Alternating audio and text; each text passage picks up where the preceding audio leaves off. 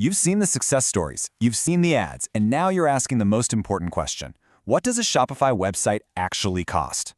Well, today we are breaking down the complete budget from your very first dollar to your first million in sales so you can plan your next move with total confidence. So let's not waste any time. Let's get right to the bottom line. What kind of investment are we really talking about here? Okay, first up, you've got your one-time upfront cost.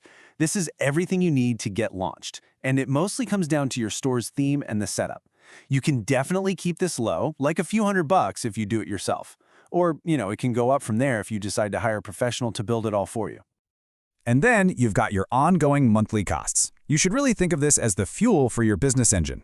This covers your Shopify plan, the essential apps you'll need for marketing and sales, and of course, the payment processing fees that come with every single sale. Now, to really make sense of all these numbers, we have to use a framework called total cost of ownership. This is super important. We're not just looking at the sticker price of a monthly plan. No, this is the complete financial picture. The initial setup, all those recurring fees, everything you need not just to launch your store, but to actually grow it. All right, let's build this budget from the ground up, starting with the first and most important piece of the puzzle, your course subscription plan and the transaction fees that come right along with it. This is the absolute foundation of everything. Shopify has three main plans you'll be looking at: Basic, Grow, and Advanced. Basic is perfect if you're just getting started. Grow is for when you've got some real traction and sales are coming in. And Advanced, that's built for brands that are seriously scaling up. Honestly, the right choice for you is going to come down to your sales volume.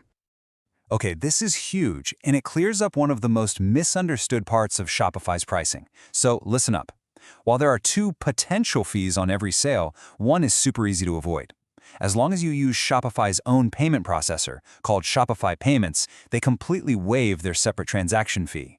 That means for pretty much everyone, you're only paying one single fee per sale. Simple. And this is where things get really interesting. Upgrading your plan isn't just about getting more bells and whistles. It's a financial strategy. Every time you jump up to the next tier, the percentage you pay on each credit card sale goes down. It might seem small, but trust me, it adds up fast. This brings us to a really important idea, the monthly sales breakpoint. And for moving from the basic plan to the Grow plan, that magic number is right around $22,000 in monthly sales. Remember that number. So here's how that math works. Once you cross that $22,000 threshold, the money you save from that lower processing fee is actually more than the higher monthly cost of the plan. So at that point, upgrading literally makes you more profitable on every single sale. Now let's switch gears and look at those one-time investments you'll need to make just to get your digital doors open for the very first time. Okay, your theme is your digital storefront. It's the first thing people see. Now, free themes are totally fine for getting started, but investing a couple $100 in a premium theme can be one of the smartest moves you make. Why? Because they often come with advanced features built in, which can save you from paying for a bunch of extra monthly apps down the road. How you actually build the store is probably the biggest variable in your setup cost, and it really comes down to a simple trade-off: your time versus your money. The DIY path costs you time, which is perfect if you're on a tight budget. Hiring a pro costs you money, but it saves you a ton of time and lets an expert handle all the technical stuff. And if you do decide to hire someone, you can use this awesome strategy called geographic arbitrage. It sounds fancy, but the idea is simple. Hourly rates for expert developers are wildly different depending on where they live. So you can use platforms like Upwork or TopTal to find incredible talent from all over the world, often at a much lower cost than hiring someone locally. Okay, your store is live. Awesome. Now your focus totally shifts from that one-time setup to the recurring costs that are going to power your growth. And that means we need to talk about apps. Here's the best way to think about apps. They aren't expenses. They're your most dedicated employees, working for you 24/7. Your email marketing app, that's your top salesperson. Your reviews app, that's your trust builder. Your upsell app, it's maximizing the value of every single customer. These are truly essential investments. So what if you want those amazing custom-looking pages, but you don't know how to code? That's where page builders come in. For a pretty reasonable monthly fee, tools like Pagefly, Shogun, or eComposer give you this incredible drag-and-drop power, letting you create experiences that would otherwise cost you thousands to have custom-coded. And finally, let's just get real for a second. Your Shopify store doesn't exist in a vacuum, right?